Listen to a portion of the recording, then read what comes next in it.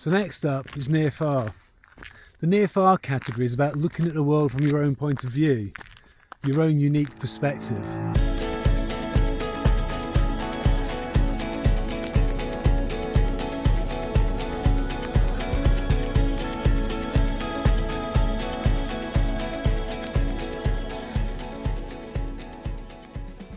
So I'm up here in the Trundle on the south coast of England. It's one of my favourite spots. I'll be using the Huawei P40 Pro, and specifically I'm going to be checking out the lenses all the way from the wide angle right up to the 5x optical zoom. When you're taking your photograph, consider the composition and balance of your image. Try shooting from a low vantage point.